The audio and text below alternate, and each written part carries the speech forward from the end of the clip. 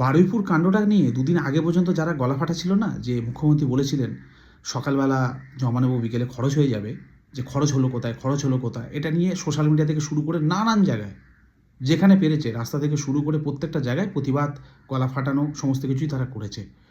আজকে সকালবেলা যখন দেখতে পাচ্ছে খরচ হয়ে গেছে একজন, তখন আবার তারা এখন উল্টো সুর গাইছে, এখন জ্ঞান দিচ্ছে সোশ্যাল মিডিয়াতে এসে, যে আইন ব্যবস্থার ওপর তো বিশ্বাস রাখা দরকার ছিল, প্রশাসনের ওপর তো বিশ্বাস রাখা দরকার ছিল, সংবিধানের ওপর তো বিশ্বাস রাখা দরকার ছিল। এখন তারা জ্ঞান দিচ্ছে।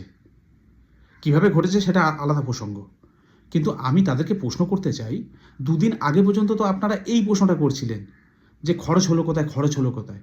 যখন আজকের খরচ হয়ে গেল, এখন আপনারা ওই বৌদ্ধ ধর্ম গ্রহণ করে নিয়েছেন, মঙ্ক হয়ে গেছেন, জ্ঞান দিতে এসছেন সোশ্যাল মিডিয়াতে।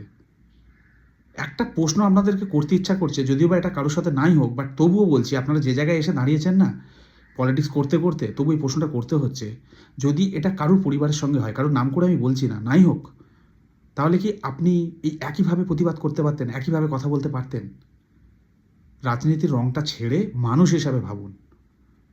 এই এনকাউন্টারটা কোন পরিস্থিতিতে হয়েছে, কিভাবে হয়েছে, সেটা আলাদা প্রসঙ্গ, সেটা বিচার্য বিষয়। কিন্তু একজন এরকম অপরাধী, যে একটা বাচ্চা মেয়ের সঙ্গে এই ধরনের জিনিস করেছে, যেটা দীর্ঘদিনের একটা আমাদের ট্রেন্ড পশ্চিমবঙ্গের, এই ইঞ্জেকশনটার পরে যদি এই জিনিসটা একটু কমে, সেটা কোথায় আপনারা সাধুবাদ জানাবেন, কোথায় এটা নিয়ে পজিটিভলি মুভ করবেন, সেটা না করে আপনারা এখন ওই বৌদ্ধ মঙ্ক হয়ে গেছেন। দুদিন আগে পর্যন্ত আপনারা অন্য একটা জোনে ছিলেন, অন্যভাবে প্রশ্ন করছিলেন, যেই খরচ হয়ে গেছে এখন আপনারা শান্তির বার্তা দিতে এসছেন। তাই বলছি, কারোর সাথে এটা নাই ঘটুক, আপনাদের নিজেদের কারোর সাথে যদি এ ধরনের ঘটনা ঘটে, আশেপাশে ঘটে, এই একইভাবে আপনারা কথা বলতে পারতেন তো।